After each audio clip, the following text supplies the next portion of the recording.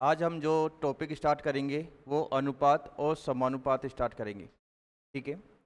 इससे पहले हमने जो टॉपिक किया था इससे पहले जो हमने टॉपिक किया था उसके बाद में अनुपात समानुपात करेंगे। अनुपात समानुपात का मतलब होता है जैसे बीच में जैसे दो डॉट होते हैं, इसका मतलब होता है बटे का साइन होता है, मतलब अपॉन में।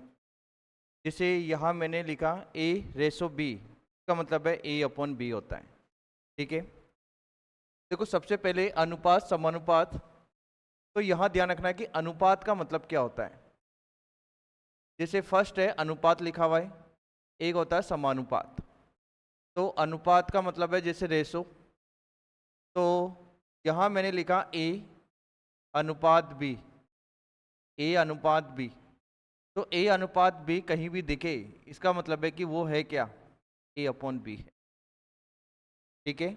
अगर ए रेशो बी कहीं भी दिखे तो वो ए अपॉन बी हो गया, दोनों एक ही होते हैं। इसका मतलब है कि जैसे यहाँ मैंने 2:3 लिखा, तो यहाँ 2 में यहाँ हम जो डिवाइड करेंगे वो किसका करेंगे, 3 का करेंगे। ऐसे ही यहाँ 5:7 है, तो 5:7 का मतलब है कि यहाँ 5/7 हो जाए।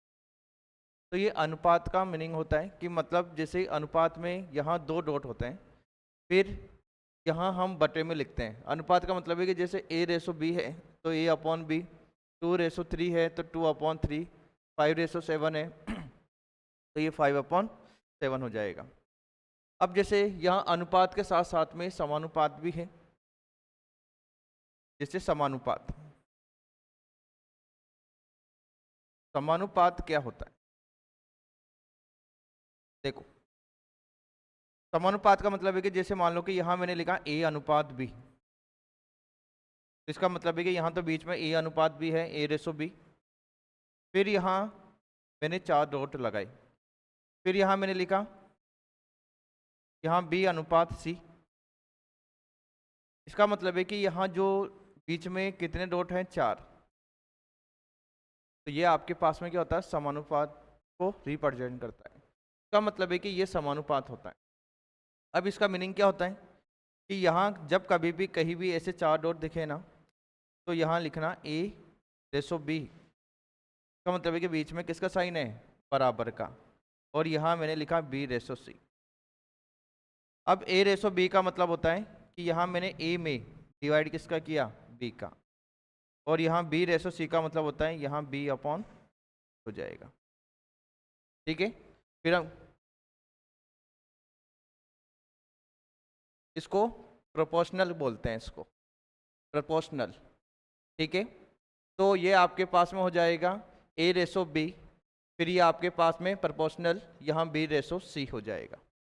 ठीक है। अब जैसे आगे हम जैसे स्टार्ट करते हैं, जैसे मेथड नंबर फर्स्ट।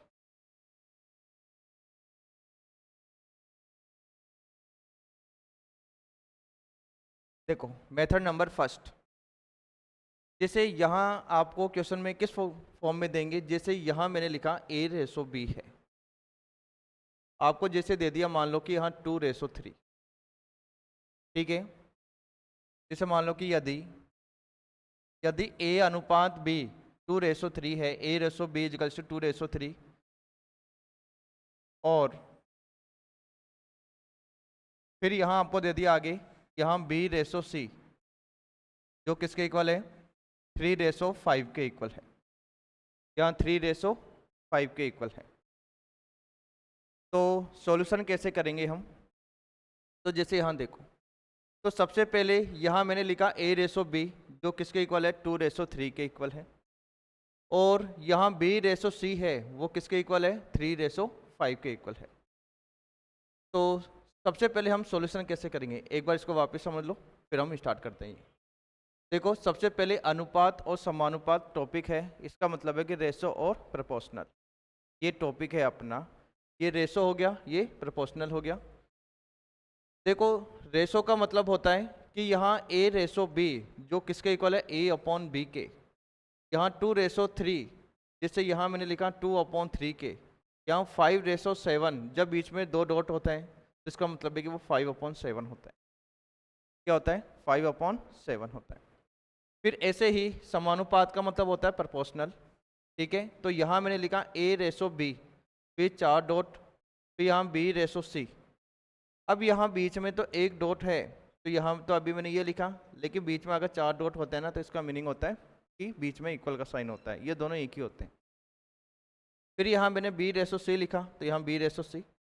अब यहाँ ए रेसो बी का मतलब होता है कि यहाँ ए अपॉन बी हो गया, जो हमने ऊपर सीखा है, और यहाँ बी रेसो सी का मतलब होता है यहाँ बी अपॉन सी। ठीक है। अब जैसे मेथड नंबर फर्स्ट अब हम स्टार्ट कर रहे हैं।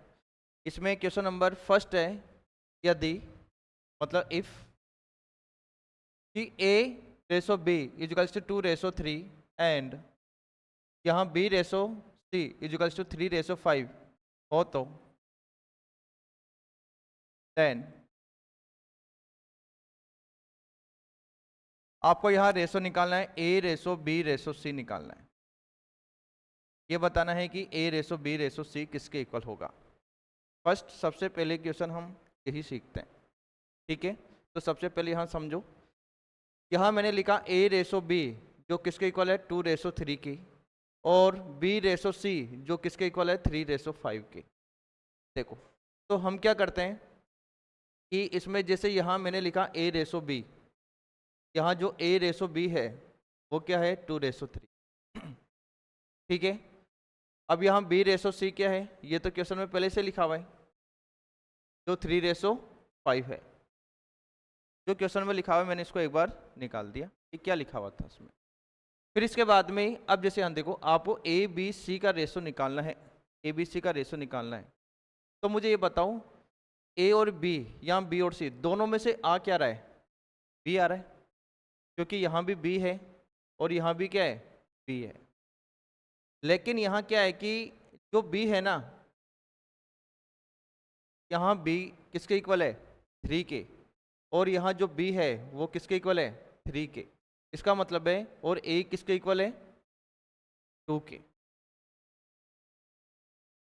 और यहाँ ए है 2 के, और यहाँ जो सी है वो किसके इक्वल है 5 के।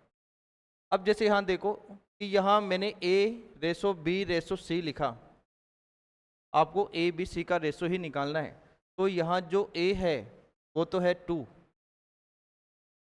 अब यहाँ ध्यान रखना कि यहाँ बी किसके इक्वल है 3 के, यहाँ बी किसके इक्वल है 3 के, है तो दोनों सेम। अगर अलग अलग होते तो हम सॉल्यूशन क्या करते वो हमें डिस्कस करेंगे, लेकिन अभी तो दोनों समान हैं, इक्वल हैं। इसका मतलब है कि यहाँ ए की वैल्यू भी 2 है, बी की वैल्यू भी क्या है एक तरीके से 3, और यहाँ सी की वैल्यू क्या है 5। तो ये आपके पास में हो जाएगा यहाँ 2, ये 3 और ये 5। तो ए बी सी का रेशो हो जाएगा ये, यही आपका हो जाएगा। समझ गए ना, ये ध्यान रखना। अब जैसे हम इसको ऐसा भी समझ सकते हैं, जैसे यहाँ देखो एक बार, देखो यहाँ मैंने ए, ये बी और सी, ए बी सी लिखा। देखो ए और बी का जो रेशो है ना, ए और बी का जो रेशो है वो 2 रेशो 3 है, तो ए के नीचे 2 और बी के नीचे 3। फिर यहाँ बी और सी, बी और सी का मतलब है कि यहाँ देखो बी और सी का रेशो दिया हुआ है 3 रेशो 5, तो बी के नीचे 3 लिखेंगे, तो यहाँ 3 लिखेंगे, और यहाँ क्या लिखेंगे 5। ठीक है, लाइन खींचना। ए के नीचे क्या है 2, देखो ये तो इक्वल है, यहाँ बी दोनों में आ रहा था तो ये सेम है, तो यहाँ 2 लिखेंगे, यहाँ 3 लिखेंगे, और यहाँ क्या लिखेंगे 5 लिखेंगे। अगर अलग अलग होता तो सॉल्यूशन अलग तरीके से होता, लेकिन यहाँ इक्वल है तो ये सॉल्यूशन ऐसा होगा डायरेक्ट। तो हमने लिख दिया कि यहाँ ए तो क्या है 2, बी यहाँ क्या है 3, यहाँ भी क्या है 3, इसका मतलब है फिर सी डायरेक्ट क्या हो गया 5 हो गया।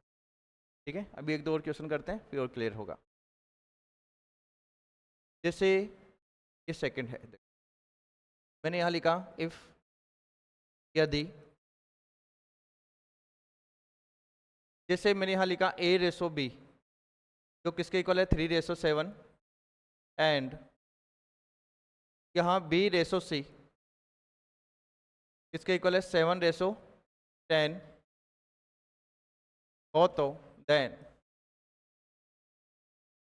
क्या निकालना है ए बी और सी निकालना है, ए बी सी निकालना है किसके इक्वल होगा। जैसे ये क्वेश्चन है तो हम निकाल सकते हैं डायरेक्ट। जैसे यहाँ देखो ए, यहाँ बी और सी लिखा मैंने। आप तो यहाँ चेक करो ए और बी इसका मतलब है कि ए की जगह तो 3 लिखना है, बी की जगह क्या लिखना है, 7 लिखना है। फिर यहाँ लिखा बी और सी, क्योंकि बी दोनों में आ रहा है तो 7 बी, बी क्या है 7, और यहाँ सी क्या है 10। अब देखो ये तो दोनों सेम है ना, तो यहाँ मैंने 3 लिख दिया, ये 7 लिख दिया, और ये क्या लिख दिया मैंने 70 लिख, सॉरी 10 लिख दिया। ठीक है, तो वो चीज़ हो गई। अब जैसे यहाँ अगर हम इसको मेथड नंबर 2 से भी निकालते हैं ना, तो जैसे मेथड नंबर 2 से हम ऐसे निकाल सकते हैं, जैसे ए बी सी है, जैसे मान लो तो यहाँ मैंने लिखा 3, यहाँ मैंने लिखा 7, यहाँ लिखा 7, और यहाँ लिखा 10। तो हम क्या करते हैं, 3 को हम 7 से क्या करते हैं मल्टीप्लाई, तो 3 को 7 से किया तो 21 मिला, 7 को हम 7 से करेंगे तो क्या मिलेगा 49, और फिर 7 को 10 से करते हैं तो क्या मिलता है 70। लेकिन क्या है कि दोनों सेम है तो 7 की टेबल से कट होंगे, तो यहाँ 3 मिलेगा, यहाँ 7 मिलेगा, यहाँ क्या मिलेगा 10 मिलेगा, तो वही आंसर आना है। लेकिन ये थोड़ा 1-2 स्टेप बढ़ गया। ठीक है, ये हम तब अप्लाई करते हैं जब वैल्यू अलग अलग होती है। अगर सेम है तो हम 1-2-3 स्टेप एक्स्ट्रा क्यों करें, तो ये ध्यान रखना। मैं किसी को पूछना है कुछ, ठीक है, हाँ वापस बताऊँ, समझ गए, ठीक है, इसको एक बार कॉपी करो।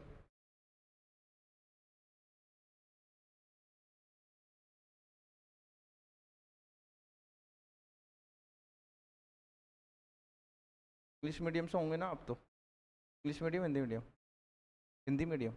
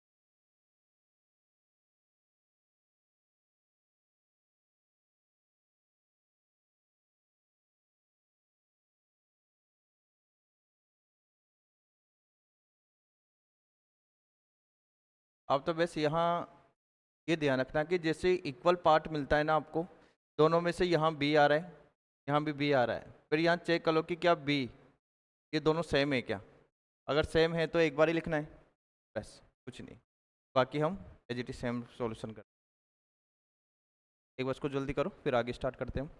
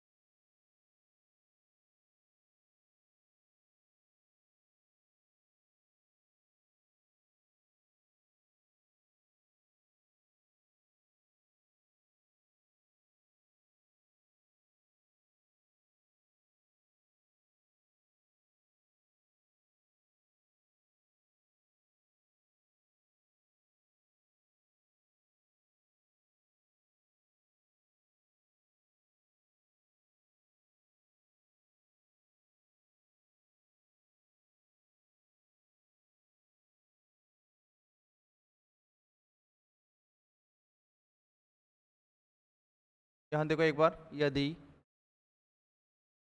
यदि a रेसो b, यहाँ 3:5 तथा यहाँ b:c, यहाँ 3:7 हो तो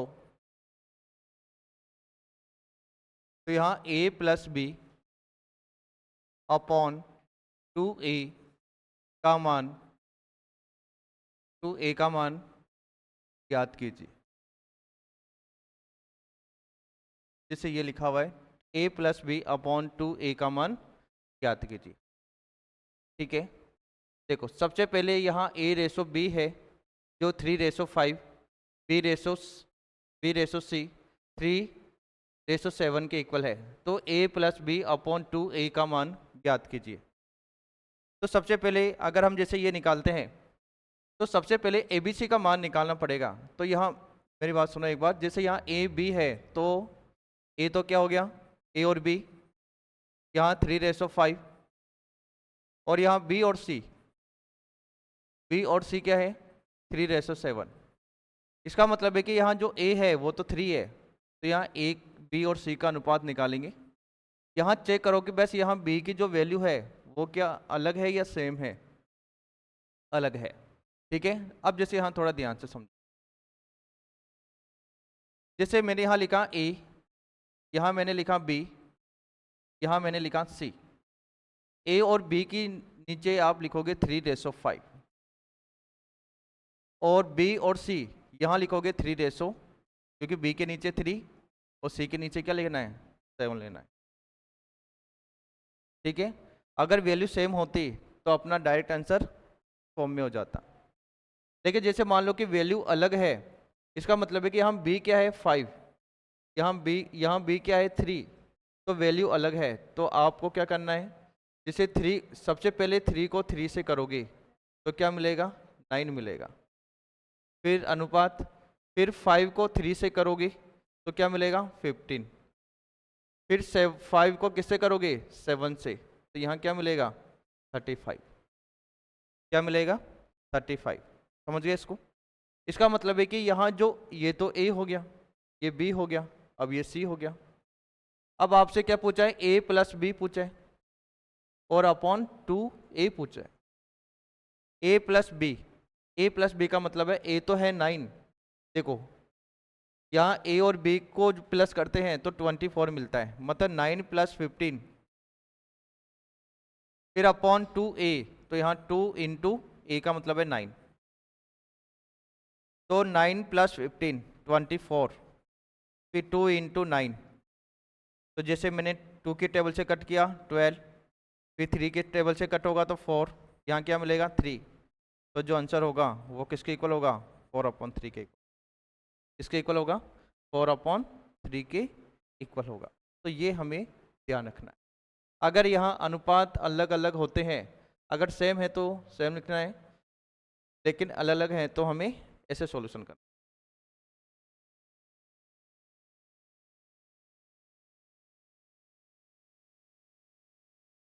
जैसे आगे,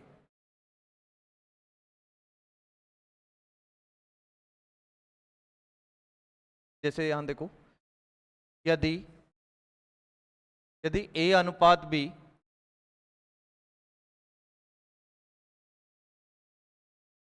या 1/2, इसका मतलब 1/2, तथा यहाँ B/C वो है 3/5 हो, तो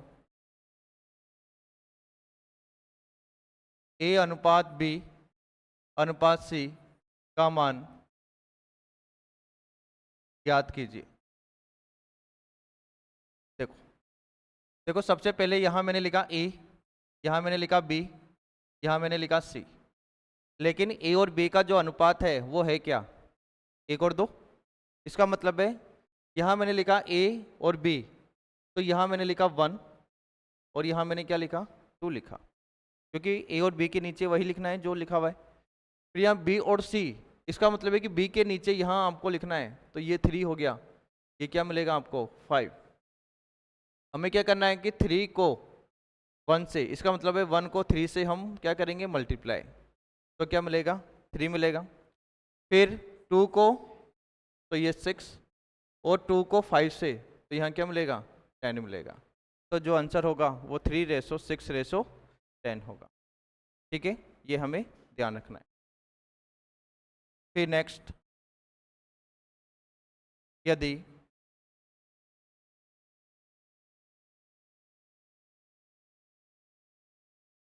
B/A यहाँ 3/5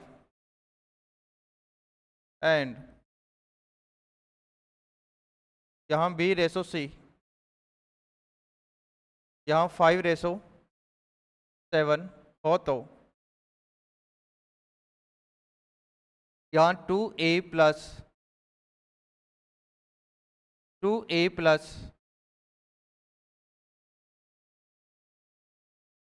3B upon 2A minus 3B का मान याद कीजिए।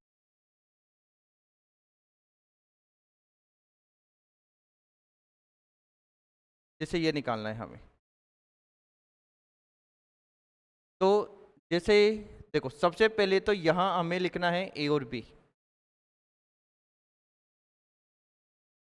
जैसे यहाँ A, यहाँ B और यहाँ मैंने क्या लिखा C।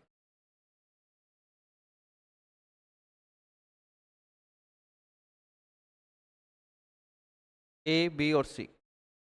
अब इस बार क्या किया हुआ है क्वेश्चन में कि यहाँ B/A पहले लिख दिया। इसका मतलब है कि होना क्या चाहिए A/B, लेकिन उससे क्या फर्क पड़ता है। जैसे यहाँ देखो, अगर मैंने यहाँ लिखा B/A, इसका मतलब है कि ये 3/5 है। इसका मतलब है कि B की वैल्यू तो क्या हो गई 3, तो B के नीचे लिखो, और A की वैल्यू क्या हो गई 5, तो यहाँ A के नीचे लिख दो।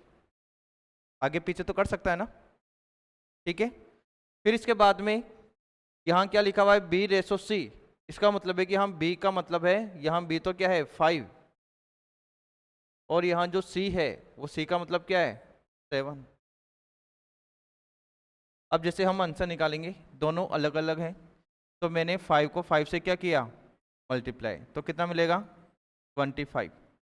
3 को 5 से करेंगे तो 15, और 3 को 21, ठीक है। लेकिन हमें क्या निकालना है 2A प्लस। देखो अगर यहाँ ABC का अनुपात पूछते तो अपना आंसर ये हो जाता, यही हो जाता। लेकिन आपसे क्या पूछा है, यहाँ पूछा है कि यहाँ 2A plus 3B upon 2A minus 3B, ये पूछा है। तो सबसे पहले यहाँ 2A का मतलब क्या हो गया 25, यहाँ B का मतलब क्या है 3 इंटू B का मतलब है 15, फिर अपॉन, फिर यहाँ मैंने लिखा 2 इंटू 25 माइनस 3 इंटू 15, क्योंकि जहाँ A है वहाँ 25, जहाँ B है वहाँ 15 लिखा। देखो 25 को 2 से करेंगे तो 50 मिलेगा, यहाँ प्लस, यहाँ मैंने लिखा 45, तो ये हो जाएगा 50 माइनस 45। दोनों को प्लस करो 95, दोनों को क्या करेंगे माइनस करेंगे, तो क्या मिलेगा 5, डिवाइड करोगे तो क्या मिलेगा। इसका मतलब है कि ये, अब जैसे मान लो कि यहाँ आप इसको ऐसे लिख सकते हो 19 बटा, इसका मतलब एक तरीके से आपका आंसर क्या हो गया, ठीक है। ऐसे हमें निकालना है। करो इसको एक बार, समझ गए इसको। इसमें किसी को कुछ पूछना है क्या।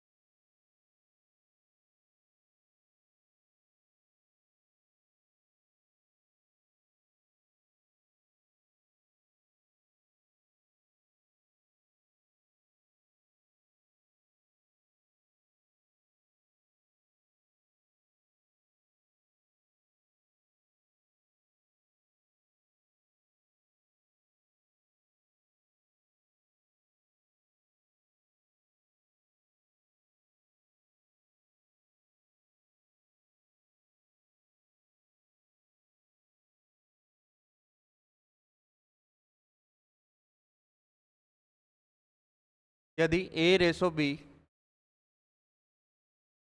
यहाँ 3/2 तथा यहाँ B/C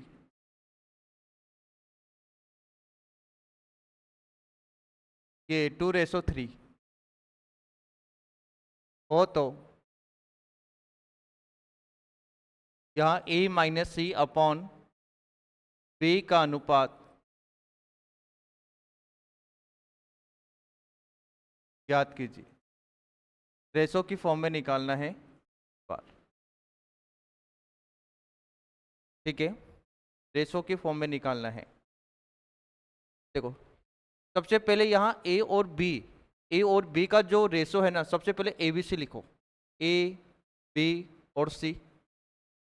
अब A, B और B और C, यहाँ AB का मतलब है कि 3/2 हो गया और B और C का मतलब है कि 2/3 हो गया। यहाँ हम जैसे मल्टीप्लाई करेंगे, अगर हम 3 को 2 से करते हैं तो क्या मिलता है? 6 मिलता है। ठीक है, तो यहाँ 6 मिला। फिर हम क्या करेंगे? देखो 3 को हम 2 से करते हैं तो यहाँ A मिलता है हमें। फिर यहाँ B निकालने के लिए 2 को हम किससे करेंगे? 2 से, तो यहाँ 4 मिलेगा। और C निकालने के लिए हम 2 को किससे करेंगे? 3 से, तो यहाँ क्या मिलेगा? 6 मिलेगा। क्या ये किसी की टेबल से कैंसिल हो रहा है? हो रहा है। इसका मतलब 2 की टेबल से कैंसिल होगा तो यहाँ क्या मिलेगा? 3। ये क्या मिलेगा? 2। और ये क्या मिलेगा? 3। अगर ABC का अनुपात पूछते, रेशो पूछते, तो आंसर आपका ये हो जाता। लेकिन आपसे क्या पूछा है? A-C। इसका मतलब है कि A-C, ये तो डायरेक्ट 0 आ गया। और यहाँ मैंने क्या लिखा? B। इसका मतलब है कि यहाँ मैंने लिखा 3-3 और ये हो जाएगा B का मतलब क्या हो गया? 2। तो यहाँ 0/2, तो इसका मतलब है 0 क्या हो जाएगा? आंसर। तो रेशो के फॉर्म में तो निकलेगा ही नहीं, क्योंकि 0 ही करेक्ट डायरेक्ट आंसर आ गया, तो 0 अपना। ठीक है, तो ये हमें ध्यान रखना है।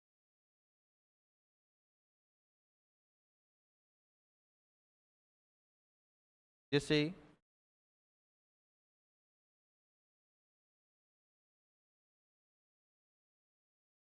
यदि यहाँ A/B या B/C यहाँ 1/2 तथा यहाँ B/C B/A 2/3 हो तो A+C अपॉन B का अनुपात क्या होगा? ये निकालो एक बार। जिसे यहाँ मैंने लिखा है B और C। देखो ध्यान रखना, A B या B या C को तो चेंज कर सकते हैं क्वेश्चन में। वैसे आपको तो यहाँ ध्यान रखना है कि सबसे पहले मैंने यहाँ लिखा ABC। फर्स्ट अपनी स्टेप में क्या लिखना है? ABC। फिर यहाँ चेक करो, पहले क्या लिखा हुआ है? A और B लिखा हुआ है। तो A का मतलब देखो, A का मतलब तो क्या हो गया? 3। तो यहाँ A के नीचे 3 लिखना है। यहाँ B के नीचे फिर B क्या है? 2। तो यहाँ क्या लिखोगे? 2। तो ये तो क्या हो गया? AB हो गया। ठीक है, फिर B और C, B का मतलब तो क्या हो गया? देखो B के नीचे B लिखना है तो 1, और C के नीचे क्या लिखोगे? C लिखोगे। इसका मतलब है कि ये किसके इक्वल हो गया? 2 के इक्वल हो गया। ठीक है, तो ये 2 के इक्वल हो गया। तो सबसे पहले यहाँ तो 2, यहाँ B और C का मतलब है कि ये तो हो जाएगा 1 और ये हो जाएगा 2। तो ये तो मैंने निकाला 3, ये मैंने निकाला 2 और ये मैंने क्या निकाला? 4 निकाला। अब यहाँ A+C निकालेंगे हम, A+C अपॉन B। देखो सबसे पहले यहाँ A और C, तो ये होगा 3, C होगा 4, यहाँ B क्या है? 2। अब ऊपर 3 + 4 क्या आ रहा है? 7, नीचे क्या आ रहा है? 2। 7/2। लेकिन आपसे क्या पूछा है? अनुपात पूछा है, तो इसका मतलब है कि हम 7/2 ऐसा लिख सकते हैं हम। तो ये अपना करेक्ट आंसर। समझ गए ना? ऐसे हमें ध्यान रखना है। करो इसको एक बार।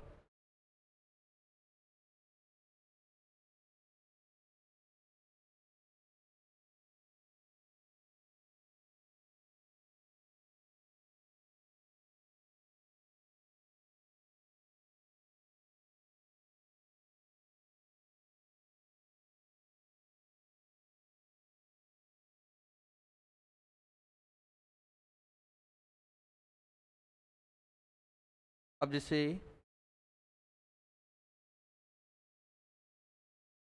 या मेथड नंबर 2, जैसे क्वेश्चन में यहाँ एक कंडीशन लिखी हुई है, मैंने यहाँ लिखा 2a, पहले इसको समझ लो। फिर मैंने यहाँ लिखा 3b और यहाँ मैंने लिखा 4c। का मतलब है कि 2a, 3b और 4c, बीच में किसका साइन है? बराबर का, इक्वल का साइन है। इसका मतलब है कि यहाँ तीनों के तीनों क्या है? एक दूसरे के क्या है? इक्वल है। अब मैं आपसे पूछता हूँ कि यहाँ एबीसी का रेशो बताओ, एबीसी का अनुपात बताना है, तो एबीसी का अनुपात कैसे बताओगे? तो सबसे पहले आप यहाँ ये ध्यान रखो कि सबसे पहले क्या लिखा हुआ है? 2a, फिर बराबर का साइन है, फिर 3b, फिर बराबर का साइन है, फिर क्या लिखा हुआ है? 4c। तो सबसे फर्स्ट स्टेप में हमें क्या करना है कि जो सबसे पहले लिखा हुआ है ना 2a, इसको छुपा लो। अगर इसको छुपाते हैं तो यहाँ क्या बचता है? 3b और 4c। तो 3 को हम 4 से मल्टीप्लाई करेंगे तो क्या मिलेगा? 12। जो मल्टीप्लाई करेंगे ना वो a का रेशो निकल जाएगा, क्योंकि किसको छुपाया आपने? a को। जैसे मान लो कि यहाँ मैंने क्या लिखा है, मैंने को छुपाया, 3 को 4 से हम क्या करेंगे? मल्टीप्लाई, तो यहाँ क्या मिलेगा? 12। अगर हमें b का रेशो निकालना है तो b को छुपाओ, तो 2 को 4 से करोगे तो क्या मिलेगा? 8 मिलेगा। इस वाले पार्ट को छुपाओ, इसका मतलब है कि यहाँ 2 को 3 से करोगे तो क्या मिलेगा? 6 मिलेगा। इसका मतलब है कि ये आपका जो रेशो है ना वो किसका रेशो हो गया? ए, बी और सी का। लेकिन इसको तो हम वापस से कैंसिल करेंगे, क्योंकि ये तो कैंसिल हो रहा है। इसका मतलब है ये 6 में होगा, ये होगा 4 होगा, और ये क्या होगा? 3। तब आपका ये फाइनल आंसर हो जाएगा 6, 4 और 3 हो जाएगा। समझ गए ना? ठीक है, हाँ, 6:4:3 हो जाएगा। तो ये हमें ध्यान रखना है। इसका मतलब है कि सबसे पहले जिसका रेशो निकालना है ना उसको छुपा लो, और यहाँ क्या बच गया? 3 और 4, तो दोनों को मल्टीप्लाई कर दिया तो 12 आ गया। फिर इसके बाद में इस वाले पार्ट को छुपाओ, तो 2 को 4 से करोगे तो 8, लास्ट वाले पार्ट को छुपाओगे तो यहाँ आपको क्या मिलेगा? 6। फिर यहाँ 2 की टेबल से मैंने कट किया तो यहाँ आपको 6, 4 और 3 का। अब जैसे यहाँ क्वेश्चन है, ये मैंने यहाँ लिखा यदि यहाँ 2a, यहाँ 5b और 7c हो तो b अपॉन c बराबर है, b अपॉन c बराबर है होगा। तो सबसे पहले हम क्या निकालेंगे? ए बी सी का रेशो निकालेंगे। जब तीनों की तीनों कंडीशन इक्वल है तो सबसे पहले हम क्या निकालेंगे? सबसे पहले हम निकालेंगे, जैसे मान लो कि यहाँ हमें ए निकालना है, तो 5 को 7 से क्या किया हमने? मल्टीप्लाई, तो क्या मिलेगा? 35। क्या मिलेगा? 35। फिर हम किसको छुपाएंगे? बी वाले पार्ट को, 2 को 7 से करेंगे तो 14। फिर सी वाले पार्ट को छुपाऊं, 2 को 5 से करोगे तो 10। क्या ये किसी की टेबल से कैंसिल हो रहा है? 35, 14 और 10 नहीं हो रहा है, नहीं होगा। अगर ये जैसे 35 है, तीनों को एक ही टेबल से कट करना है, तो कोई ऐसी टेबल नहीं है जो तीनों को कट कर रही है। इसका मतलब है कि यहाँ तो क्या होगा? ए, ये होगा बी, और ये क्या होगा? सी। लेकिन आपको क्या निकालना है? बी अपॉन सी।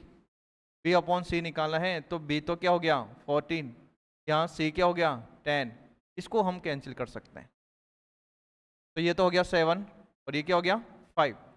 तो आंसर क्या होगा? 7/5। समझ गए ना? ऐसे। नेक्स्ट, यदि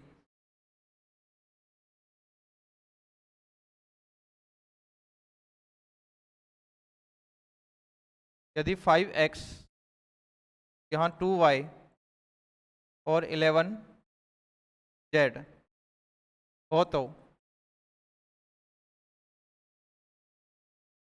x plus y upon z,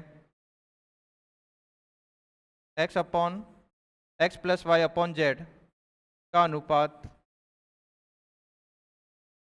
ज्ञात कीजिए। का अनुपात ज्ञात कीजिए, जिसे ये क्वेश्चन लिखा हुआ है।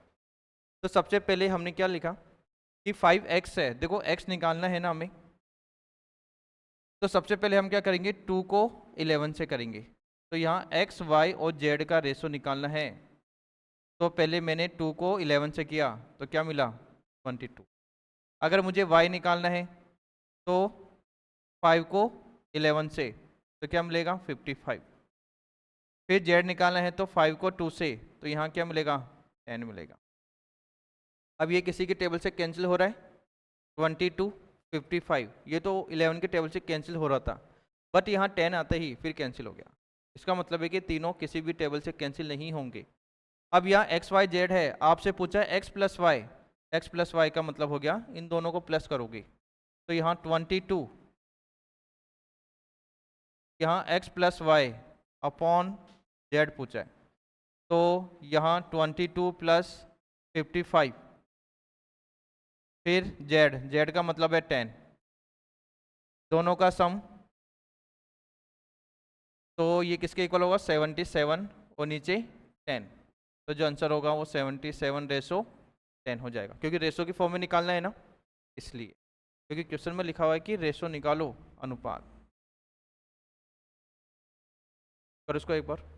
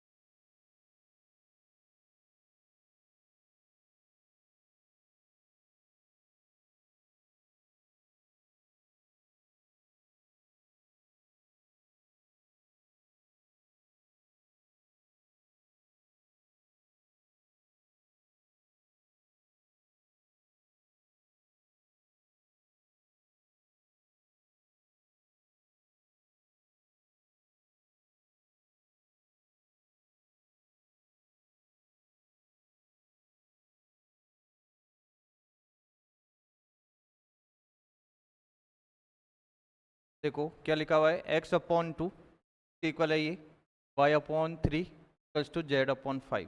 आपको क्या निकालना है, x, y और z का रेशो निकालना है, लेकिन बीच में तीनों, जैसे बीच में किसका साइन है, इक्वल का साइन है, तो कैसे सॉल्यूशन करोगे, बाकी क्वेश्चन से तो अलग है ये, ठीक है।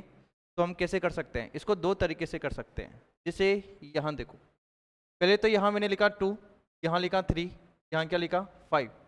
2, 3 और 5 का क्या लो एलसीएम, क्या होता है एलसीएम, तो सबसे पहले एलसीएम हम लेंगे, तो जैसे यहाँ मैंने 2, 3 और 5 तो 30 होगा 30, क्योंकि यहाँ एक बार 2 से दोगे, एक बार 3 से दोगे और एक बार 5 से, तो यहाँ जो एलसीएम होगा वो 1, 1 और 1। इसका मतलब है कि यहाँ एलसीएम टोटल कितना हो जाएगा 30 हो जाएगा। इसका मतलब है कि एलसीएम जो भी है उन सभी को हम क्या करेंगे मल्टीप्लाई। इसका मतलब है कि यहाँ मल्टीप्लाई करोगे तो यहाँ किससे किया एलसीएम से, फिर ये हो जाएगा y/3, तो ये क्या हो जाएगा एलसीएम से, फिर यहाँ बीच में z/5, फिर यहाँ वापस से 30 से मल्टीप्लाई कर दो। यहाँ कट करने के बाद में क्या मिलेगा 15, यहाँ कट करने के बाद में क्या मिलेगा 10, और यहाँ कट करने के बाद में क्या मिलेगा 6। इसका मतलब है कि x को 15 से मल्टीप्लाई करोगे तो 15x, और यहाँ 10 को y से करोगे 10y, और यहाँ z को 6 से करोगे तो 6z। अब यही फॉर्म मिल गई आपको, इसी फॉर्म में हम अब सोल्व करेंगे, समझ गए इसको इतना। अब देखो आगे, आगे तो आपको पता ही है कि अगर x निकालना है तो 10 को मैं किससे करूँगा, तो इसका मतलब 60 हो जाएगा, और यहाँ y निकालना है तो 15 को किससे करूँगा 6 से, तो यहाँ 90, और यहाँ मुझे यह निकालना है तो किसके इक्वल होगा ये 150 के इक्वल होगा। क्या तीनों में कुछ कैंसिल हो रहा है? इसका मतलब है कि यहाँ 0 कैंसिल हो रहा है, फिर यहाँ क्या मिल रहा है 2, यहाँ क्या मिल रहा है 3, यहाँ क्या मिल रहा है 5, 2:3:5 मिल रहा है। क्या मिल रहा है? 2:3:5 मिल रहा है। अब जैसे यहाँ समझो एक बार, अब जैसे ट्रिक देखो एक बार।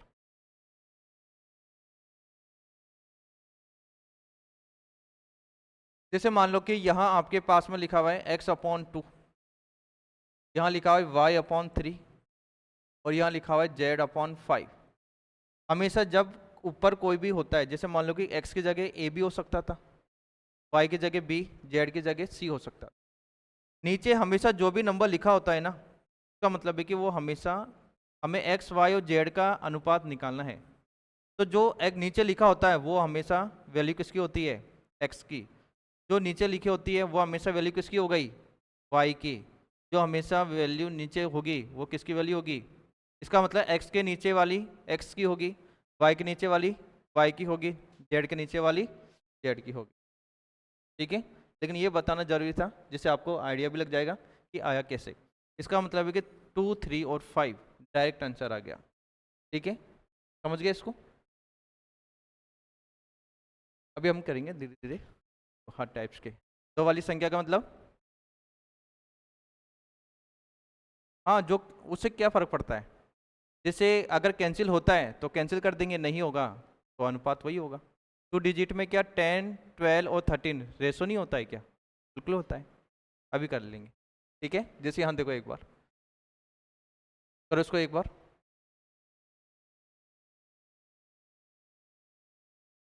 ये हो गया सबका?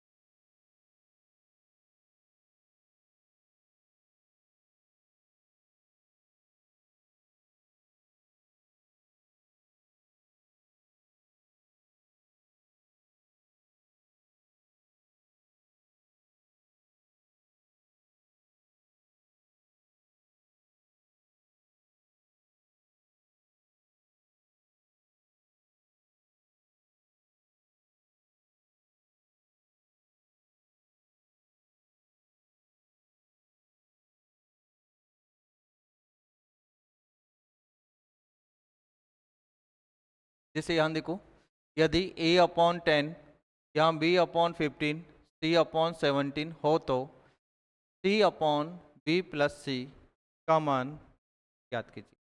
ठीक है,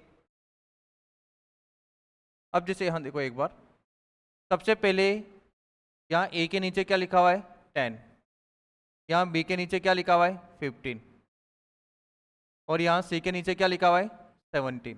इसका मतलब है ये a हो गया, ये b हो गया और ये क्या हो गया c हो गया। बटे में है ना, इसलिए बाई चांस हम गलती से बोल भी जाते हैं कि सॉल्यूशन कैसे करना है, तो ये तरीका तो है ही, ये भी ध्यान रहेगा तो भी हो जाएगा। अब जैसे यहाँ ए बी सी आपसे पूछा है, सी ऊपर है तो सी का मतलब तो 17 हो गया, और बी प्लस सी इन दोनों को प्लस करेंगे तो 32। तो ऊपर है 17, नीचे है 32, तो ये अपना आंसर हो गया। तो 17/32 हो गया। समझ गए ना? तो दो अंकों वाली संख्या का फर्क नहीं पड़ता है, हो सकती है। ठीक, अब जैसे आगे देखो एक बार, यदि मैंने यहां लिखा 2x/3, मैंने यहां लिखा 3y/4 और यहां मैंने लिखा 4z, यहां 4z/5 हो तो x, y और z का अनुपात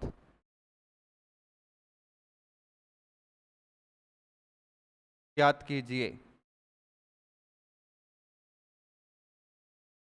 अब ये क्वेश्चन हल्का सा चेंज हो गया, इसका मतलब है कि ऊपर कोई नंबर लिखा हुआ है। अब डायरेक्ट आप नहीं बोल सकते कि जो x है वो 3 के इक्वल है, y किसके इक्वल है 4 के, z किसके इक्वल है 5 के।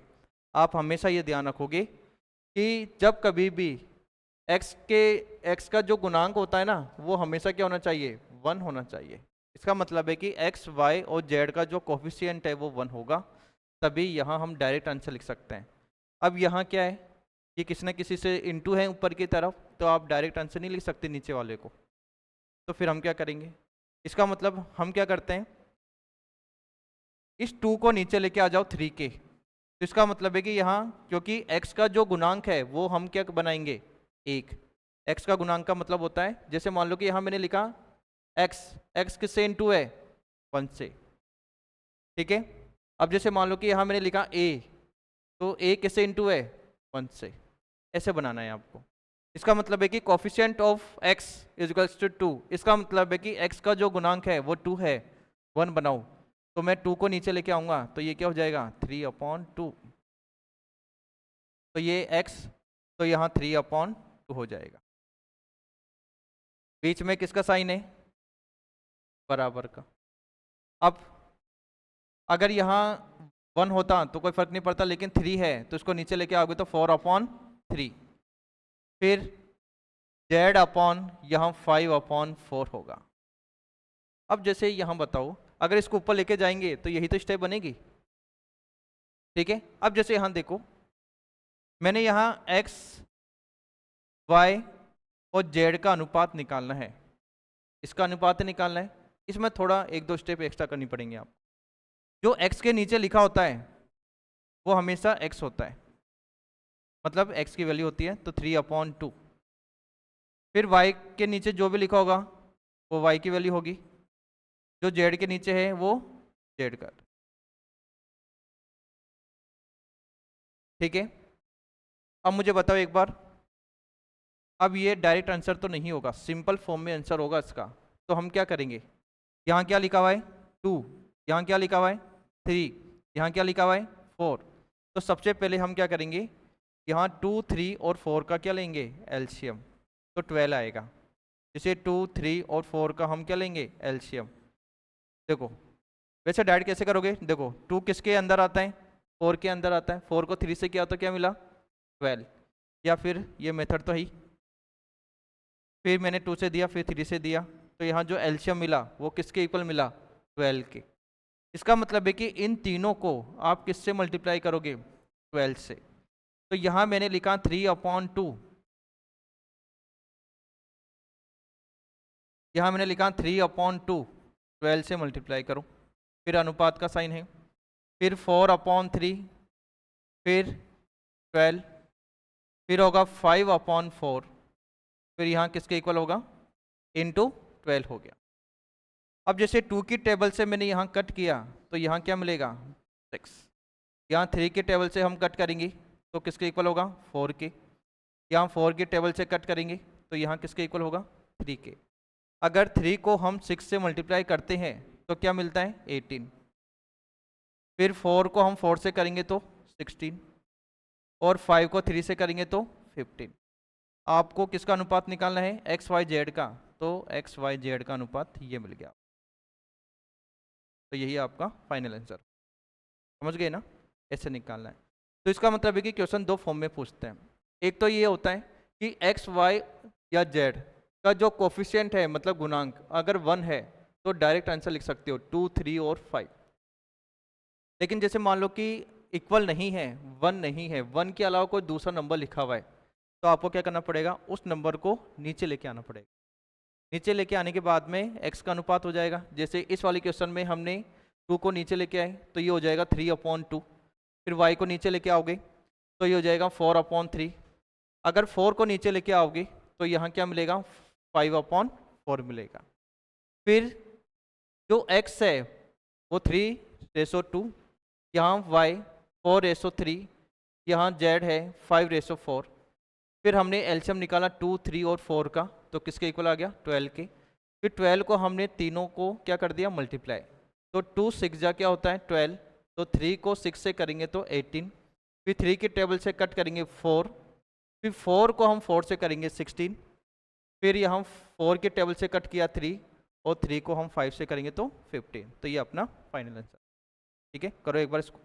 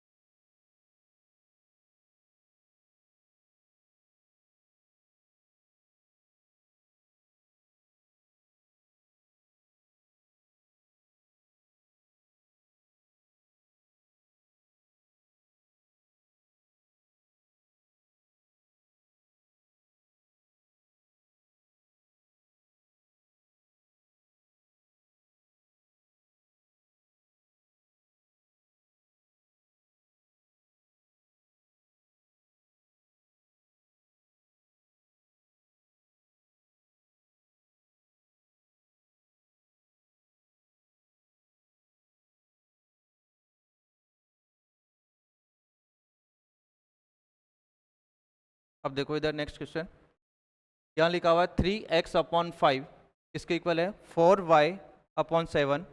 फिर आगे ये 5z/9 हो तो x, y और z का अनुपात निकालना है। तो सबसे पहले कैसे निकालेंगे, यहाँ जो x का जो कोफिशिएंट है ना, मतलब x का जो गुणांक है वो क्या है 3, यहाँ क्या है 4, यहाँ क्या है 5। तो सबसे फर्स्ट स्टेप में हम क्या करेंगे, 3 को हम 5 के नीचे लेके आएंगे, तो ये हो जाएगा 5/3। फिर 4 को नीचे लेके आओगे तो 7/3। फिर 5 को नीचे लेके आओगे तो यहाँ 9/5। तो x अपॉन यहाँ 5/3, फिर y/7/4, फिर z अपॉन यहाँ 9/5। इसका मतलब है कि जो नीचे वाला जो पार्ट है वो x हो गया, ये हो गया y, और ये हो गया 9/5। तो यहाँ मैंने लिखा x, y और z। तो 5/3, यहाँ 7/4 और यहाँ 9/5। अब ये अपॉन में है, सिंपल फॉर्म में तो है नहीं। ठीक है, तो सबसे फर्स्ट अब आप क्या करेंगे कि 3, 4 और 5 इनका हम क्या लेंगे, एलसीएम लेंगे। तो 3, 4 और 5, 3, 4 और 5, वैसे तीनों वैल्यू अलग अलग है, इसमें कोई भी किसी की टेबल में नहीं आता है, तो हम डायरेक्ट क्या कर सकते हैं, इनको मल्टीप्लाई कर सकते हैं। इसका मतलब है 60 आएगा इनका एलसीएम। इसका मतलब है कि यहाँ अगर हम एलसीएम निकालेंगे ना, तो यहाँ एलसीएम किसके इक्वल आएगा, 60 के। एक बार 3 से दोगे, एक बार 4 से, और एक बार 5 से। तो यहाँ मैंने 60 से क्या कर दिया, मल्टीप्लाई। तो यहाँ मैंने 60 से मल्टीप्लाई किया, तो यहाँ 5/3 इंटू 16, यहाँ 7/4 इंटू 60, फिर 9/5 इंटू 60, फिर 5। अब 3 के टेबल से मैंने कट किया तो ये मिलेगा 20। 4 की टेबल से कट करेंगे ना, 60 में डिवाइड करेंगे तो यहाँ 15 मिलेगा। और 5 की टेबल से हम कट करेंगे तो यहाँ किसके इक्वल मिलेगा, 12 के इक्वल। अब जैसे 20 को अगर हम 5 से करते हैं तो क्या मिलता है, 100। और 15 को 7 से करेंगे तो 105। और 12 को 9 से करोगे तो 108। अब कोई किसी के टेबल से कैंसिल हो रहा है इसमें से, तो जैसे यहाँ चेक कर लो एक बार, वैसे तो नहीं होगा क्योंकि ये आपके पास में विषम संख्या है, ओड नंबर। जैसे 8 और 1 डिजिट का सम करते हैं तो 9 मिल रहा है, इसमें तो 3 का जाता है। यहाँ 5, 0 और 1 को प्लस करते तो यहाँ क्या मिल रहा है, 6, इसमें भी 3 का जाता है। लेकिन बट यहाँ क्या है, 100। तो इसका मतलब है कि डिजिट का सम करने पर क्या मिल रहा है, 1। इसका मतलब है 3 से नहीं जाएगा, तो इसका मतलब है यही आंसर हो जाएगा। तो यहाँ 100, 105 और 108 ये एक्स वाई जेड का रेशो हो जाए। ठीक है, इसे हमें सोल्व करना है।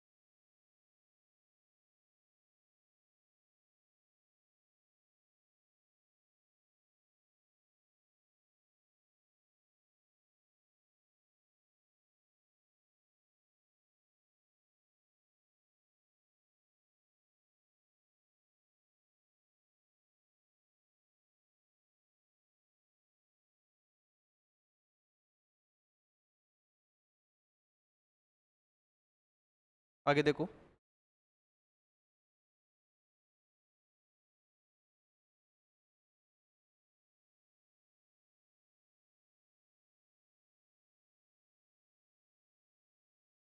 जैसे नेक्स्ट क्वेश्चन देखो एक बार, यहाँ x/5 लिखा हुआ है, फिर लिखा हुआ है 2y/5 10, फिर लिखा हुआ है 3z/15। इसका मतलब है कि यहाँ जो x का जो गुणांक है कोफिशिएंट वो तो क्या है 1। तो ये तो हम डायरेक्ट लिख सकते हैं कि x y और z है, तो जो x है वो किसके इक्वल हो गया 5 के। ये तो हम डायरेक्ट लिख सकते हैं क्योंकि x का गुणांक 1 के अलावा कोई दूसरा नहीं है। अब यहाँ क्या है y, इसका मतलब है कि y क्या है 2, तो डायरेक्ट नहीं लिख सकते 10। तो हम क्या करेंगे 10 में हम डिवाइड किसका करेंगे 2 का। इसका मतलब है कि यहाँ जो स्टेप बनेगी वो x/5 फिर y/, जैसे 2 को नीचे लेके आओगे तो ये हो जाएगा 10/2, फिर 3 को नीचे लेके आओगे तो यहाँ 15/3 मिलेगा, 15/3। अब जैसे यहाँ अगर मैंने डिवाइड किया तो यहाँ क्या मिला 5, और यहाँ भी क्या मिलेगा 5। इसका मतलब है कि जो x/5 का जो रेशो है वो y/5 के रेशो के इक्वल है और z/5 के रेशो के इक्वल है। अब नीचे x y z, क्योंकि x y z का जो कोफिशिएंट है मतलब गुणांक वो तो 1 1 है, इसका मतलब है कि x y z 5 5 5 होगा। अगर अनुपात निकालेंगे तो किसके इक्वल होगा 1 1 1, क्योंकि 5 की टेबल से मैंने कैंसिल कर दिया। इनका मतलब है कि इनका जो रेशो है अनुपात वो तीनों का क्या है समान है। लेकिन आपसे एक्स वाई जेड का रेशो नहीं पूछा है, इसका रेशो पूछा है आपसे, आपको वैल्यू निकालनी है x plus y plus z, फिर नीचे डिवाइड किसका हो रहा है y प्लस जेड का। तो यहाँ x plus y plus z का मतलब है कि तीनों को प्लस करोगे, तो यहाँ x plus y plus z फिर अपॉन y प्लस जेड है।